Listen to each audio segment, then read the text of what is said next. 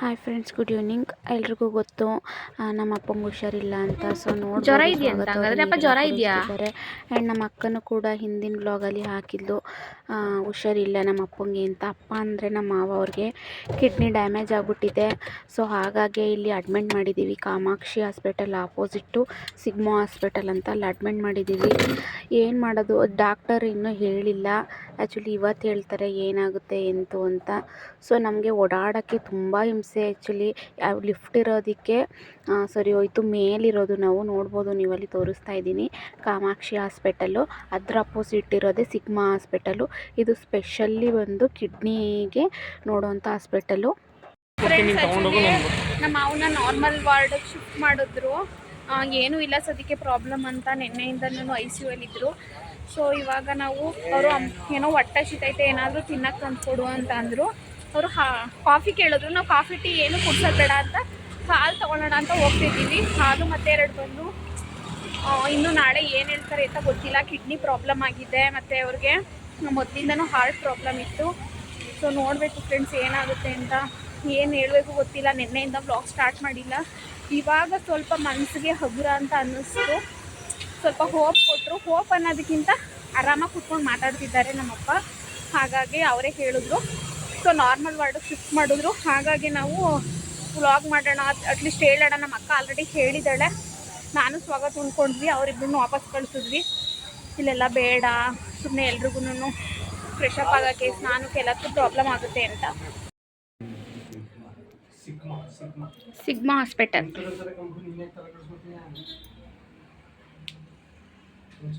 And ಅವ್ರು tea ಥರ ಕೇಳಿದ್ರು, ಬಟ್ ನಾವು ಟೀ ತಂದಿರಲಿಲ್ಲ. ಹಾಲು ತೊಗೊಂಡು ಹೋದ್ವಿ. ನೋಡ್ತಾ ಇರ್ಬೋದು. ಆ್ಯಂಡ್ ಇನ್ನೊಂದು ಕೈಗೆ ಅದು ಇಂಜೆಕ್ಷನ್ದು ಏನಂತಾರೆ ಸೂಜಿ ಹಾಕಿರೋದ್ರಿಂದ ಸೊ ಇವರು ಹಾಲು ಇಟ್ಕೊಂಡಿರೋ ತುಂಬ ಬಿಸಿ ಬಿಸಿ ಇತ್ತು. ಸೊ ನಾನು ವಿಡಿಯೋ ತೆಗಿಯೋದು ಬೇಡವೋ ಅಂತ ತೆಗೆದೆ. ಬಟ್ ಆರಾಮಾಗಿದ್ದಾರಲ್ವ ಅನ್ನೋದೊಂದು ಖುಷಿ. ಹಾಗಾಗಿ ಆರಾಮಾಗಿ ತಿಂತಿದ್ದಾರೆ, ಪರವಾಗಿಲ್ಲ. ಬಟ್ ಇವತ್ತು ಗೊತ್ತಾಗುತ್ತೆ ಫ್ರೆಂಡ್ಸ್ ಏನಾಗಿದೆ ಅಂತ ರಿಯಲ್ಲಾಗೆ. ಹಾಗೆ ಟ್ರೀಟ್ಮೆಂಟು ಮೆಡಿಸನ್ ಮೂಲಕನೇ ಮಾಡ್ಬೋದಾ ಏನು ಅಂತ ವೆಯ್ಟ್ ಮಾಡ್ತಾ ಇದ್ದೀವಿ. ಒಳ್ಳೆಯದಾದರೆ ಸಾಕು. ಫ್ರೆಂಡ್ಸ್ ಆ್ಯಕ್ಚುಲಿ ಫ್ರೆಶಪ್ ಆಗೋಣ ಅಂತ ಬಂದಿದ್ವಿ. ಬರೆಯಲ್ಲಿ ಯಾವ್ಯಾವ ಬಟ್ಟೆ ತೊಗೊಂಡ್ವಿ ಏನೋ ಗೊತ್ತಿಲ್ಲ. ಈ ಥರ ಹಾಸ್ಪಿಟ್ಲಿಗೆ ಹಾಕೊಂಡು ಹೋಗ್ಬೇಡ ಅಂತ ಅಂದ್ಕೊಳ್ಳಿ. ಎಮರ್ಜೆನ್ಸಿ 5 ನಿಮಿಷದಲ್ಲಿ ನಾವು ಬಟ್ಟೆ ಪ್ಯಾಕಪ್ ಮಾಡಿರೋದು. ಸೊ ಏನು ಮಾಡೋಕ್ಕಾಗಲ್ಲ. ತಂದಿರೋದೇ 2-3 ಜೊತೆ ಬಟ್ಟೆ. ಸದ್ಯಕ್ಕೆ ಇವಾಗ ಫ್ರೆಶಪ್ ಆಗಿಬಿಟ್ಟು ಹೊರಡ್ತಾ ಇದ್ದೀವಿ ಫ್ರೆಂಡ್ಸ್. ಆಚೆ ಕಡೆ ಊಟ ಮಾಡಬೇಕು. ಅಪ್ಪ ಒಂದೇ ಇದ್ದಾರೆ. ಅವ್ರಿಗೂ ಊಟ ಮೇಬಿ ನಾವೇ ತೊಗೊಂಡೋಗ್ಬೇಕಾ. ಬೇಜಾರಾಗ್ತೈತೆ ಫ್ರೆಂಡ್ಸ್. ಈ ಥರ ಆಗ್ಬಿಡ್ತಲ್ಲ ಮದುವೆಯಲ್ಲಿ 3 ತಿಂಗಳಿಗೆ ಅಂತ. ಏನೂ ಮಾಡೋಕ್ಕಾಗಲ್ಲ. ಸೊ ಇವಾಗ ಒಂದು ಸ್ವಲ್ಪ ಫ್ರೀ ಅನಿಸಿದ್ದಕ್ಕೆ ಬ್ಲಾಗ್ ಮಾಡ್ತಾ ಇದ್ದೀನಿ. ಆ್ಯಕ್ಚುಲಿ ನಿನ್ನೇನು ಮಾಡಿರಲಿಲ್ಲ, ಇವತ್ತು ಬೆಳಗ್ಗೆಯಿಂದ ಮಾಡಿರಲಿಲ್ಲ. ಸಂಜೆ ಮೇಲಿಂದ ಡಾಕ್ಟ್ರು ಸ್ವಲ್ಪ ರಿಲ್ಯಾಕ್ಸ್ ಆದಂಗೆ ಹೇಳಿದ್ರು. ಅದಕ್ಕೋಸ್ಕರ ಬ್ಲಾಗ್ ಮಾಡ್ತಾ ಇದ್ದೀನಿ. ಹುಷಾರಾಗ್ತಾರೆ ಅಂತ ಹೋಗಲ್ಲಿದೆ. ಅವ್ರಿಗೆ ಕಿಡ್ನಿ ಇಂಜುರಿಯಸ್ ಆಗಿದೆ. ಹಾಗಾಗಿ ಸೊ ಏನೇನಾಗುತ್ತೆ ಅಂತ ನೋಡೋಣ. ಆದರೆ ನಾಳೆ ಮಾಡ್ತೀನಿ. ಇದಕ್ಕೋಸ್ಕರ ಹೇಳೋಣ ಅಂತ. ಆ್ಯಕ್ಚುಲಿ ನಮ್ಮ ಅಕ್ಕ ನೆನ್ನೆ ಹೇಳಿದ್ದು ಅಪ್ಪಂಗೆ ಹುಷಾರಿಲ್ಲ ಅಂದರೆ, ಅಪ್ಪ ಅಂದರೆ ನಮ್ಮ ಮಾವನಿಗೆ ಹುಷಾರಿಲ್ಲ ಅಂದರೆ ಬಿಫೋರ್ 2 ವರ್ಷದ ಹಿಂದೆನೂ ಕೂಡ ಇದೇ ಥರ ಆಗಿತ್ತಂತೆ ಅವ್ರಿಗೆ. ಬಟ್ ಅದು ಹಾರ್ಟ್ ಪ್ರಾಬ್ಲಮ್ಮು. ಆವಾಗಲೇ ಹೇಳಿದ್ರಂತೆ ಸ್ವಲ್ಪ ಕಿಡ್ನಿ ಇನ್ಫೆಕ್ಷನ್ ಇದೆ, ನೀವು ಟ್ಯಾಬ್ಲೆಟ್ ಮೂಲಕ ತೊಗೊಂಡು ಕ್ಲಿಯರ್ ಮಾಡ್ಕೊಳ್ಳಿ ಅಂತ. ಸೊ ಇವರು ಸ್ವಲ್ಪ ಇತ್ತಲ್ಲ ಅಂದ್ಬಿಟ್ಟು ನೆಗ್ಲೆಕ್ಟ್ ಮಾಡಿದ್ದಾರೆ. ಸೊ 2 ವರ್ಷ ಆದಮೇಲೆ ಪುನಃ ಇದೇ ಥರ ಆಗಿದೆ. ಆ್ಯಕ್ಚುಲಿ ಸ್ವಾಗತ ಅವರು ಕಂಪ್ನಿದು ಇನ್ಶೂರೆನ್ಸ್ ಎಲ್ಲ ಇದೆ. ಹಾಗಾಗಿ ದೊಡ್ಡ ಹಾಸ್ಪಿಟಲ್ಗೆ Mysuru Kamakshi hospital opposite sigma hospital ಅಂತ ಇದೆ. ಅದು ಒಂದು ಸ್ಪೆಷಲಿ ಕಿಡ್ನಿಗೆ ರಿಲೇಟೆಡ್ ಆಗೋ ಹಾಸ್ಪಿಟಲು. ಎಲ್ಲ ಪೇಷಂಟ್ಸು ಕೂಡ ಕಿಡ್ನಿ ರಿಲೇಟೆಡೇ ಬಂದಿದ್ದಾರೆ. ಸೊ ಹಾಸ್ಪಿಟಲ್ ಎಲ್ಲ ಚೆನ್ನಾಗಿದೆ, ಚೆನ್ನಾಗಿ ಕೇರ್ ಮಾಡ್ತಿದ್ದಾರೆ. ಆ್ಯಂಡ್ ನಿನ್ನೆಗೆ ಹೋಲಿಸ್ಕೊಂಡಂತೂ ಇವತ್ತಂತೂ ತುಂಬ ಚೆನ್ನಾಗಿದ್ದಾರೆ. ಓಡಾಡ್ತಿದ್ದಾರೆ, ಮಾತಾಡ್ತಿದ್ದಾರೆ, ಅವರೇ ಊಟ ಮಾಡ್ತಿದ್ದಾರೆ. ನಿನ್ನೆ ಅಂತೂ ನೋಡೋಕ್ಕೆ ಆಗ್ತಿರ್ಲಿಲ್ಲ. ಆ್ಯಕ್ಚುಲಿ ನಮ್ಮ ಅಕ್ಕ ಹೇಳ್ತಿದ್ದು ಭಯ ಆಗ್ಬಿಟ್ಟಿತ್ತು ಅಂತ.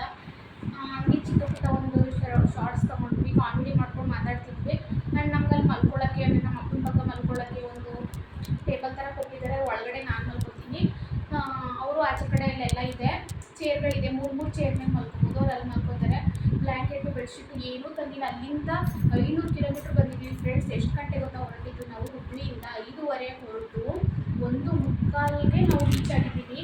ಯಾವ ಥರ ಬಂದಿದ್ದೀವಿ ಅಂದರೆ 9 ಅವರ್ ಇದ್ದಿದ್ದು ರೀಚಿಂಗ್ ಟೈಮು. ನಾವು 7.5 ಅವರ್ಗೆ ರೀಚ್ ಆಗಿದ್ದೀವಿ. ಅಲ್ಲೆಲ್ಲ ತುಂಬ ಟ್ರಕ್ಗಳು. ನಮ್ಮಂದೆ ನಾನು ಸ್ವಲ್ಪ ಮಲ್ಕೊಂಡಿದ್ದೆ ಮಿಡಲಲ್ಲಿ. ಮಲ್ಕೊಳ್ಳೋದು ಬೇಡ ಅಂತ ತಡೆಯೋಕ್ಕಾಗ್ದೇನೆ.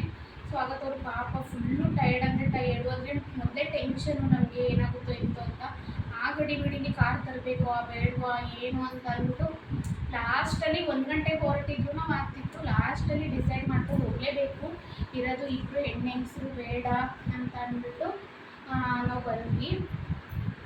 ಆ್ಯಂಡ್ ಬಂದಾಗ ಪಾಪ ನಮ್ಮಮ್ಮ ನಮ್ಗೆ ನೋಡೋದು ತಪ್ಪಿಕೊಂಡು ನನಗಂತೂ ಹೆವಿ ಬೇಜಾರಾಯಿತು. ಮದುವೆ 3 ತಿಂಗಳಿಗೆ ಈ ಥರ ಆಗಬೇಕಾ ಅಂತ.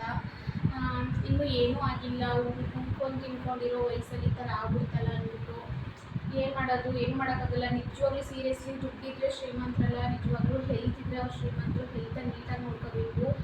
ಆಚೆ ಕಡೆ ಎಲ್ಲ ಬಿಟ್ಬಿಟ್ಟು ಚೆನ್ನಾಗಿ ನೀರು ಕುಡಿಬೇಕು. ಫಸ್ಟ್ ಆಫ್ ಆಲ್ ಚೆನ್ನಾಗಿ ನೀರು ಕುಡಿಬೇಕು. ಯಾರೆಲ್ಲ ನೀರು ಕುಡಿಯೋದು ನೆಗ್ಲೆಕ್ಟ್ ಮಾಡ್ತೀರಾ, ನಾನು ಕೂಡ ನೀರು ಕುಡಿಯಲ್ಲ. ನನಗೆ ಬಿಕ್ಕಳಿಗೆ ಹೋದ್ರೂ ನೀರು ಕುಡಿಯಲ್ಲ ಫ್ರೆಂಡ್ಸ್. ನಾನು ಹಾಗೆ ಕಂಟ್ರೋಲ್ ಮಾಡ್ಬಿಡ್ತೀನಿ, ಬ್ರತ್ತಲ್ಲೇನೇ ಹಾಗೆ ಕಂಟ್ರೋಲ್ ಮಾಡ್ಬಿಡ್ತೀನಿ. ಸೀರಿಯಸ್ಲಿ ಬುದ್ಧಿ ಕಲಿಬೇಕು. ಹಾಸ್ಪಿಟಲ್ಗಂತೂ ಬರಲೇಬೇಡಿ.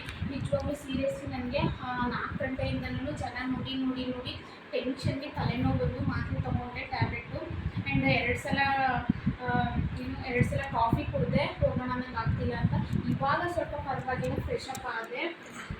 ಸೊ ಫ್ರೆಂಡ್ಸ್, ಫಸ್ಟು ನನ್ನ ವ್ಲಾಗ್ ಯಾರ್ಯಾರು ನೋಡ್ತಾ ಇದ್ದೀರಿ ನೀವೆಲ್ಲರೂ ಕೂಡ, ವ್ಲಾಗ್ ಯಾರ್ಯಾರು ನೋಡ್ತಾ ಇದ್ದೀರಾ ಎಲ್ಲರೂ ಕೂಡ ಫಸ್ಟು ಹೆಲ್ತ್ಗೆ ಪ್ರಿಫರೆನ್ಸ್ ಕೊಡಿ. ಏಕೆಂತಂದರೆ ಮನುಷ್ಯ ಯಾವಾಗ ಹೆಂಗೆ ಈಗ ಹಾಸ್ಪಿಟಲ್ಗೆ ಒಂದು ಜೀವ ಇರ್ಬೋದು, ಬಟ್ ಒಂದು ಫ್ಯಾಮಿಲಿಗೆ ಅವರೆಲ್ಲವೂ ಆಗಿರ್ತಾರೆ. ನಿಜವಾಗ್ಲೂ ಬೇಜಾರಾಯ್ತು. ಆ್ಯಂಡ್ ಇದನ್ನು ನಾನು ನೋಡ್ತಾ ಇರೋದು 2ನೇ ಸಲ ಫ್ರೆಂಡ್ಸ್. ಬಿಫೋರು 2 ವರ್ಷದ ಹಿಂದೆ ನನ್ನ ಭಾವಂಗಾಗಿತ್ತು ಇದೇ ಥರ ಪರಿಸ್ಥಿತಿ. ಅದನ್ನು ಕಣ್ಣು ಕಟ್ಟಂಗಿದೆ, ಅದೇ ಇನ್ನ ಮರೆಮಾಚಿಲ್ಲ. ಆವಾಗಲೇ ಹೀಗೆ ನಮ್ಮ ಅಪ್ಪಂಗೆ ಇದೇ ಥರ ಆಯಿತು. ಅದು ಮದುವೆ 3 ತಿಂಗಳಿಗೆ. ಇನ್ನೂ ನಾವು ಮದುವೆ ಮೂಡಿಂದನೇ ವಾಪಸ್ ಬಂದಿಲ್ಲ. ಆ್ಯಂಡ್ ನಮ್ಮದು ಏನೇನೋ ಸಮಸ್ಯೆಗಳು, ನಮ್ಮ ಅಕ್ಕಂದು ಆ ಥರ, ನಮ್ಮ ಅಕ್ಕಂದು ಈ ಥರ, ಯಾಕೆ ಯಾವಾಗಲೂ ಬರೀ ನಮಗೆ ಈ ಥರ ಆಗುತ್ತೆ ಅಂತ ಅಂದ್ಬಿಟ್ಟು ಬೇಜಾರು. ಏನು ಮಾಡೋಕ್ಕಾಗಲ್ಲ, ಲೈಫ್ ಅಂತ ಇದಿದೆ. ಬಟ್ ಎಲ್ಲರೂ ಹೆಲ್ತ್ ಫಸ್ಟ್ ಪ್ರಿಫರೆನ್ಸ್ ಕೊಡಬೇಕು. ಹೆಲ್ತ್ಗೆ ನೀವಂತೂ ಚೆನ್ನಾಗಿ ಹೆಲ್ತ್ ಪ್ರಿಫರೆನ್ಸ್ ಕೊಡಿ. ನಾನಂತೂ ಇಲ್ಲಿಂದ ಹೋದ್ಮೇಲಂತೂ ಯಾವುದೇ ಚಾಟ್ಸ್ ಆಗಲಿ ಇರೋದು ರೇರ್ಲಿ ಇಟ್ಕೊತೀನಿ. ನಾನೇ ಜಾಸ್ತಿ ತಿನ್ನೋದು. ಬನ್ನಿ ತಿನ್ನಕ್ಕೆ ಹೋಗೋಣ, ಬನ್ನಿ ಅದು ತಿನ್ನೋಣ ಇದು ತಿನ್ನೋಣ ಅಂತ ಸೀರಿಯಸ್ಲಿನೆಲ್ಲ ಕಡಿಮೆ ಮಾಡ್ತೀನಿ, ಜಂಕ್ ಫುಡ್ಸು ಎಲ್ಲ. ಸೊ ಇವಾಗ ಟೈಮ್ ಆಯಿತು ಫ್ರೆಂಡ್ಸ್. ಎಷ್ಟಾಯಿತು ಟೈಮು? ನಮ್ಮಪ್ಪ ಬೇಗ ಬನ್ನಿ ಅಂತ ಹೇಳಿ ಕಳಿಸಿದ್ರು. 8 ಗಂಟೆ ಊಟ ಕೊಡ್ಬೇಕು ನಡಿ ಅವ್ರಿಗೆ. ನಾವು ಊಟಕ್ಕೆ ಹೋಗ್ಬೇಕು. ಅವ್ರಿಗೆ ನಾವು ಊಟ ಕೊಡಲ್ಲ ಅನ್ಸುತ್ತೆ, ಯಾಕೆಂದರೆ ಅವರೇ ಮಾಡಿಸ್ತಾರೆ ಊಟನ. ಇಲ್ಲ ನಾವು ಕೊಡ್ಬೇಕು. ಇವಾಗ ಹೊರಟ್ವಿ ಫ್ರೆಂಡ್ಸ್. ಬಟ್ಟೆ ಎಲ್ಲ ಇಲ್ಲೇ ಬಿಡಲ್ಲ, ಯಾಕೆಂದರೆ ಬರ್ತೀವೋ ಬರಲ್ವೋ ಗೊತ್ತಿಲ್ಲ. ನಾಳೆ ಬರಬೇಕು ಫ್ರೆಶ್ ಅಪ್ ಆಗೋದಕ್ಕೆ. ಆ್ಯಂಡ್ ಇದು ಯಾರ ಮನೆ ಅಂತ ಅಂದರೆ ಇವರ ಬ್ರದರ್ಗಿಂತ ಮೇಲೆ ಅಂತಲೇ ಹೇಳ್ಬೋದು. ನಾವು ಯಾವಾಗಲೂ ಮೈಸೂರು ಬಂದರೆ ಇಲ್ಲೇ ಸ್ಟೇ ಆಗೋದು. ಹೊಸಲ ದಸರಾಗೆ ಬಂದು ಇಲ್ಲೇ 2 ದಿನ ಇದ್ವಿ. ಮತ್ತು ಟ್ರಿಪ್ಗೆಲ್ಲ ಹೋಗಿದ್ವಲ್ಲ, ಸೊ ಇವ್ರು ತುಂಬ ಕೇರ್ ಮಾಡ್ತಾರೆ. ಇವೆಲ್ಲ ಐಟಮ್ಸ್ ಇದೆಲ್ಲ ನಂದು. ಮತ್ತು ಇನ್ನೊಂದು ರಿಬ್ಬನ್ ಇದೆ. ಜಾಸ್ತಿ ಏನೂ ತಂದು ಇಲ್ಲ. ರಿಬ್ಬನ್ಸ್ ಇರ್ಬೋದು, ಕ್ಲಿಪ್ಸ್ ಇರ್ಬೋದು, ಜರ್ಕಿನ್ ಇರ್ಬೋದು, ಟೀ ಶರ್ಟ್ಸ್ ಇರ್ಬೋದು, ಏನೂ ತಂದಿಲ್ಲ. ನಾಳೆ ಅದಕ್ಕೆ ಇರೋದನ್ನೇ ಹಾಕೋ, ಇಲ್ಲಾಂದರೆ ವಿಶಾಲ್ ಮಠಲ್ಲಿ ತೊಗೊಂಡು ಕೊಡಿಸ್ತೀನಿ ನಿಮಗೆ ಅಂದರು. ಆ್ಯಂಡ್ ನಮ್ಮ ಅಮ್ಮನ ಕಳಿಸಿದ್ವಿ ಅಲ್ವಾ, ನಮ್ಮ ಅಮ್ಮನ್ನ ಮತ್ತು ನಮ್ಮ ಅಕ್ಕನ್ನ. 26ನೇ ತಾರೀಕು ಈದ್ ಮಿಲಾದ್ ಇದೆಯಂತೆ, ರಜಾ ಇದೆಯಂತೆ. ಮೇ ಬಿ ಅವಳು ತರ್ಬೋದು, ಬಟ್ ಅವಳ ಸೈಜ್ ನಂಗೆ ಆಗಲ್ಲ. ಅದಕ್ಕೋಸ್ಕರ ಅವಳ ಸೈಜ್ ನಂಗೆ ಆಗಲ್ಲ. ಬೇಕಿದ್ರೆ ಅದಕ್ಕೋಸ್ಕರ ತೊಗೊಳ್ಳೋಣ ಅಂತಿದ್ದೀವಿ. ನೋಡಬೇಕು ಫ್ರೆಂಡ್ಸ್. ಅಲ್ಲಿ ಬಿಟ್ಟು ಹೋಗಂಗಿಲ್ಲ, ನಾನು ಒಬ್ಬಳೇ ಹೋಗಬೇಕು. ಹೋದರೆ ಯಾರಾದರೂ ಇರಲೇಬೇಕು. ಯಾವಾಗ ಏನು ಕರೀತಾರೆ ಅಂತ ಗೊತ್ತಿಲ್ಲ. ನಾರ್ಮಲ್ ಆಗಿದ್ದರೆ ಓಕೆ, ಬಟ್ ಇನ್ನೂ ಏನು ಹೇಳಿಲ್ಲ ಅಲ್ವಾ, ಹಾಗಾಗಿ. ಸೊ ಇವಾಗ ನಾವು ಹೊರಟ್ವಿ ಫ್ರೆಂಡ್ಸ್. ಈಗೇನೆ ಕೂದಲು ಆರಲಿ ಅಂತ ಬಿಟ್ಬಿಟ್ಟು ಹೊರಟ್ವಿ. ಟವಲ್ಲು ತೊಗೊಳ್ತೀವಿ, ಇಲ್ಲೇನು ಬಿಡಲ್ಲ, ಅಲ್ಲೇ ಕಾರಲ್ಲಿ ಹಾರಾಕೊಳ್ತೀವಿ. ಸೊ ನೋಡಿ ಫ್ರೆಂಡ್ಸ್, ಈ ಥರ ಆಗಿದೆ. ಇದರಿಂದ ನಾನು ನೆನ್ನೆನೂ ವ್ಲಾಗ್ ಮಾಡಿಲ್ಲ, ಇದು ವ್ಲಾಗ್ ಮಾಡಿಲ್ಲ. ಮುಂದೆ ಮಾಡ್ತೀನೋ ಮಾಡಲ್ವೋ ಗೊತ್ತಿಲ್ಲ ವ್ಲಾಗ್ನ. ಸೊ ಸ್ವಲ್ಪ ಮೈಂಡು ರಿಲ್ಯಾಕ್ಸ್ ಆಗೋದಕ್ಕೆ ವ್ಲಾಗ್ ಮಾಡ್ತಾ ಇದ್ದೀನಿ. ಸೊ ಎಲ್ಲ ಹೀಗೆ ಸಪೋರ್ಟ್ ಮಾಡ್ತಾ ಇರಿ ಅಂತ ಹೇಳ್ತಾ ಬಾಯ್. ಇವಾಗ ಹಾಸ್ಪಿಟಲ್ ಹತ್ರ ಹೋಗ್ತಾ ಇದ್ದೀವಿ. ನೋಡ್ಬೋದು ಇದೇ ಥರ ನಾವು ಮಲ್ಕೊಂಡಿದ್ದು. ಹತ್ರ ಲಿಫ್ಟ್ ಇದೆ, ಬಟ್ ಬರಲಿಲ್ಲ.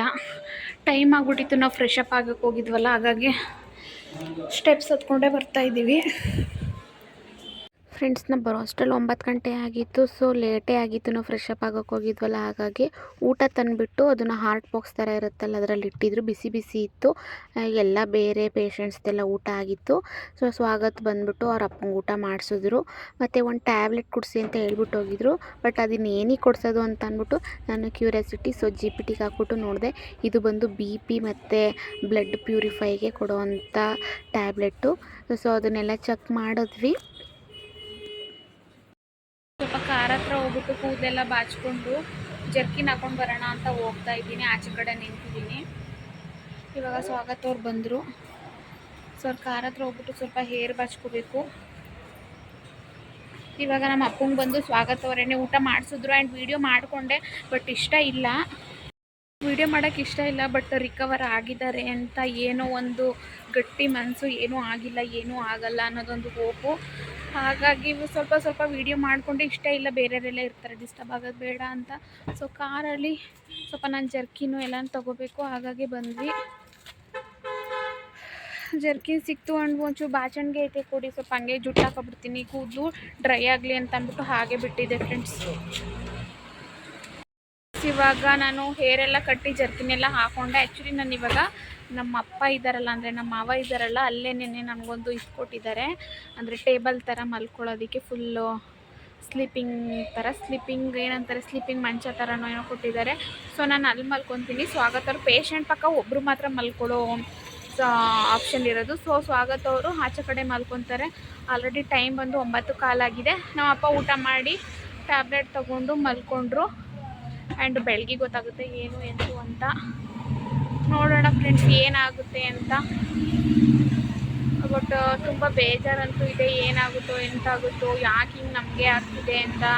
ಸ್ವಾಗತ ಅಂತೂ ಹೇಳ್ಕೊಳ್ತಿಲ್ಲ. ಸೊ ನಾನು ಹೋಗ್ಬೋದಿತ್ತು, ಆಪ್ಷನ್ ಇತ್ತು ಮಲ್ಕೊಡೋದಕ್ಕೆ. ನಮ್ಮ ರಿಲೇಷನ್ ಎಲ್ಲ ಇದ್ದಾರೆ, ಆದರ್ಶಣ ಅಂತ ಹೇಳ್ತೀವಲ್ವ, ತುಂಬ ಕ್ಲೋಸು ಸ್ವಾಗತ ಅವ್ರಿಗೆ. ಅವ್ರ ಮನೇಲಿತ್ತು ಮಲ್ಕೊಳ್ಳೋಕ್ಕೆ, ಮತ್ತು ಇವರ ರಿಲೇಷನ್ಸು ತೀರಾ ಇವ್ರ ಅಣ್ಣ ತಮ್ಮದಿರು ಎಲ್ಲ ಇತ್ತು. ಬಟ್ ಸ್ವಾಗತ ಅವ್ರೊಬ್ಬರು ನೆನ್ನೆ ಬಿಟ್ಟು ಹೋಗೋಕ್ಕಾಗಲ್ಲ ಪಾಪ, ಅವ್ರು ಯೋಚನೆ ಮಾಡ್ತಾರೆ ನಾನು ಇರಬೇಕು ಅವ್ರ ಜೊತೇಲಿ ಅಂತ ಅಂದ್ಬಿಟ್ಟು ಹೋಗಲಿಲ್ಲ. ಇಲ್ಲೇ ಮಲ್ಕೊತೀನಿ, ನಾನು ಇರ್ತೀನಿ ಅಂದೆ. ಅವರು ಹೋಗು ಅಂತ ಅಂದರು. ಇಲ್ಲ ಹೋಗಲ್ಲ, ನಿಮ್ಮ ಜೊತೆನೇ ಇರ್ತೀನಿ ಅಂತ ಅಂದೆ. ಸೊ ಅವ್ರನ್ನೆಲ್ಲ ಕಳಿಸ್ಬಿಟ್ಟು ಇವ್ರೊಬ್ರನ್ನೇ ಬಿಡೋಕ್ಕೆ ಇಷ್ಟ ಆಗಲಿಲ್ಲ ಪಾಪ, ಕೊರಗ್ತಾರೆ ಏನೇ ಇದ್ರೂ ಹೇಳ್ಕೊಳಕ್ಕೆ ಸರಿ ಹೋಗುತ್ತೆ ಅಂತ ಅಂದ್ಬಿಟ್ಟು ನಾನು ಉಳ್ಕೊಂಡೆ. ಸೀರಿಯಸ್ಲಿ ನಮಗಂತೂ ತುಂಬ ಬೇಜಾರು. ಏನು ಆಗ್ದೇ ಇದ್ದರೆ ಸಾಕಪ್ಪ ಅಂತ ಅದೆಷ್ಟು ದೇವ್ರನ್ನ ಅದೆಷ್ಟು ಬೇಡ್ತಾ ಇದ್ದೀನೋ, ಅದೆಷ್ಟು ರಾಯರನ್ನ ಕೇಳ್ಕೊಳ್ತಾ ಇದ್ದೀನೋ. ನಮ್ಮ ಸ್ವಾಗತ ಅಂತೂ ರಾಯರನ್ನ ಕೇಳ್ಕೊಳ್ತಿದ್ದಾರೆ. ನಾಳೆ ಬೆಳಗ್ಗೆ ಒಂದು 10 ಗಂಟೆ 11 ಗಂಟೆ ಅಷ್ಟು ಗೊತ್ತಾಗುತ್ತೆ ಫ್ರೆಂಡ್ಸ್ ಏನು ಅಂತ. ಎಲ್ಲ ಒಳ್ಳೇದಾದರೆ ಸಾಕು. ಆ್ಯಂಡ್ ಏನೂ ಇಲ್ಲ ಅಂತ ಹೇಳಿದ್ದಾರೆ. ಬಟ್ ಇನ್ನು ನಮಗೆ ಗೊತ್ತಾಗಬೇಕು ಏನಾಗುತ್ತೆ ಎಂತು ಅಂತ. ನೋಡೋಣ ಫ್ರೆಂಡ್ಸ್. ಇನ್ನು ಒಳಗೋಗಿ ವೀಡಿಯೋ ಮಾಡೋಕ್ಕಾಗಲ್ಲ. ಆ್ಯಂಡ್ ಈ ವಿಡಿಯೋ ಇದಾಗಿರುತ್ತೆ. ಹೀಗೆ ಸಪೋರ್ಟ್ ಮಾಡ್ತಾಯಿರಿ ಅಂತ ಎಂಡ್ ಮಾಡ್ತಾಯಿದ್ದೀನಿ ಫ್ರೆಂಡ್ಸ್. ಬಾಯ್ ಬಾಯ್, ಗುಡ್ ನೈಟ್.